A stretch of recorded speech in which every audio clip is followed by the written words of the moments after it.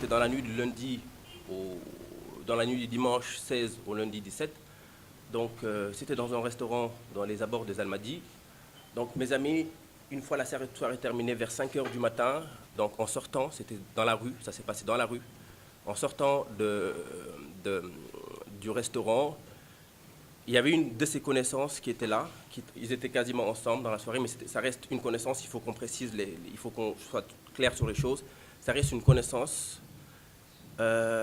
qui a eu apparemment des échauffourées avec des militaires français. On y reviendra pour expliquer d'où vient cette information. Donc, à la sortie du restaurant, paraît-il, ces Français étaient dans un taxi et ils ont commencé à taquiner une fille dont l'un des amis leur a demandé d'arrêter leur taquinerie. Suite à cela, les messieurs sont descendus du taxi et ont commencé les échauffourées.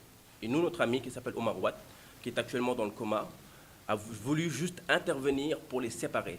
Et ça, on a pu regrouper tous les témoins oculaires qui ont pu témoigner de manière unanime sur les faits. Et ça s'est déroulé exactement de cette manière. Donc lui, il était juste venu pour intervenir et pour séparer les gens, pour qu'ils arrêtent de se bagarrer.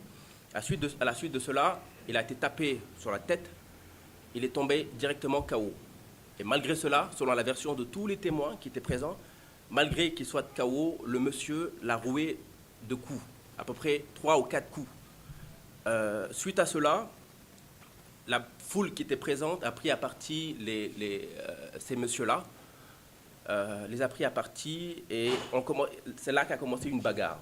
À la suite de cela, il y a les gendarmes qui étaient dans les environs, qui ont intervenu, et embarqué ces messieurs-là et les ont ramenés, paraît-il, à la gendarmerie de Ngor. Donc, selon la version de tous les témoins, c'est exactement ce qui s'est passé. Donc, on a fait l'effort, nous, à notre niveau, de rencontrer tous les témoins oculaires jusqu'à hier, très tard dans la soirée, pour avoir la bonne version, et tout le monde est d'accord sur la bonne version.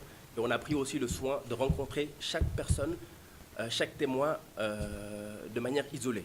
Donc ça, c'est important qu'on le dise. Maintenant, les faits sont graves parce que notre ami se trouve actuellement dans le coma. Entre le lundi où il a été évacué et jusqu'à mercredi, il était dans le coma. Il s'est réveillé un petit peu mercredi. Donc c'était mercredi. Et hier, toute la journée, il était toujours inconscient. Maintenant, nous, ce que l'on veut, en tout cas ce que veut la famille, c'est qu'il y ait tout simplement une action rapide qui soit faite, surtout pour la santé du monsieur, qui soit prise en charge assez rapidement. Et il est important aussi de rappeler que c'est une personne responsable, qui a sa société, qui emploie des gens, un homme responsable, qui n'était pas dans des actions malsaines, c'est important de le dire, et qui était tout simplement sorti pour se divertir. Et suite à cela, il lui est arrivé ce qui lui est arrivé. Donc actuellement, il est dans un état assez critique. Donc sa famille est complètement désemparée. Et puis, le plus important pour la famille en tout cas, et nous aussi en tant qu'amis et tout, qu'il soit pris en charge assez rapidement et que les efforts soient faits. Tous les efforts seront bien entendu acceptés, que ce soit de cette partie ou d'une autre partie. Au moins, c'est que la personne soit prise en charge rapidement. Pour nous, c'est ça le plus important. De toutes les façons, actuellement, après, on laissera la justice faire son travail. On a confiance à la justice de notre pays, faire son travail, déterminer exactement les circonstances, ce qui s'est passé, et prendre bien entendu les sanctions qui s'imposent dans le cas, effectivement, il y a des sanctions.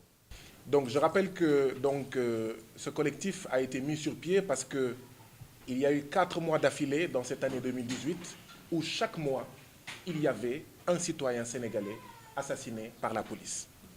Il y a eu, ou la gendarmerie, il y a eu le cas du commerçant Seck Ndiaye, roué de coups par 5 policiers, il en perdra l'âme.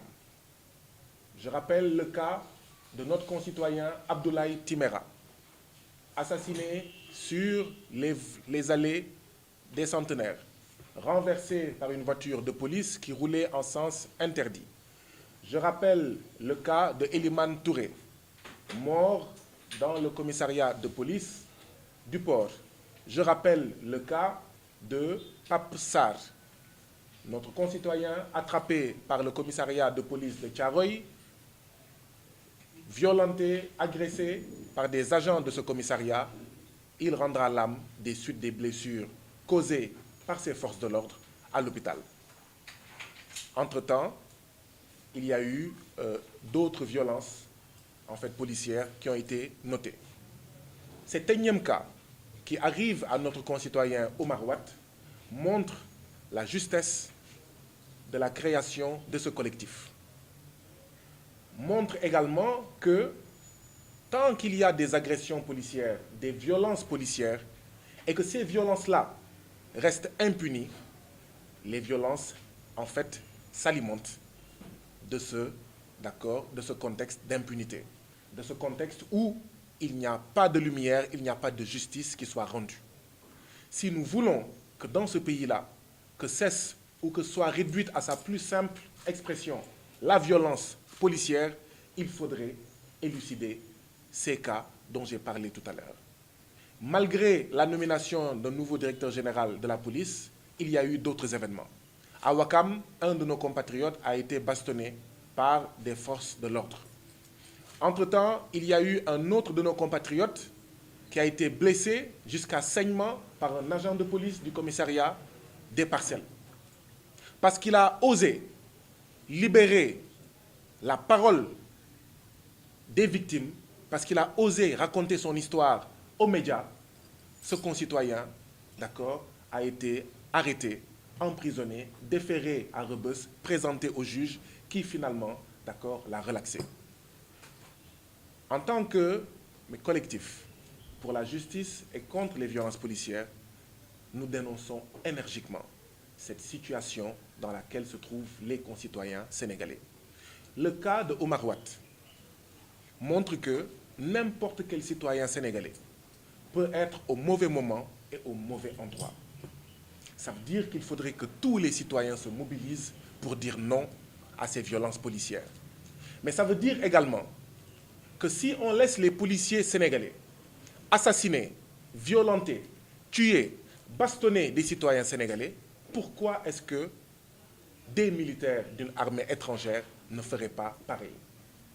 Pour l'instant, en attendant la réunion que nous allons tenir cet après-midi sur la question, pour l'instant, nous soutenons la famille de Omar Watt en disant aux autorités, et par autorité nous entendons l'État du Sénégal et le président Macky Sall.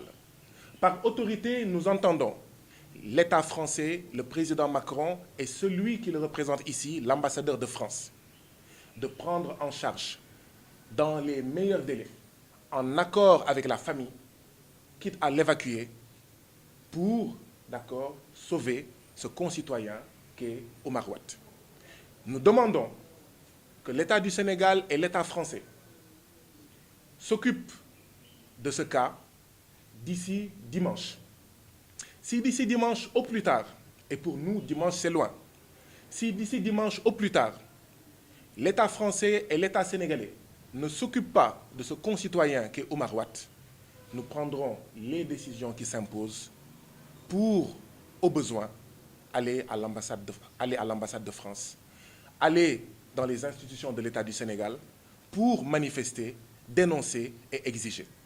Autrement dit, nous posons un ultimatum de 48 heures pour que notre concitoyen Omar Watt soit pris en charge, et bien pris en charge, et sans condition.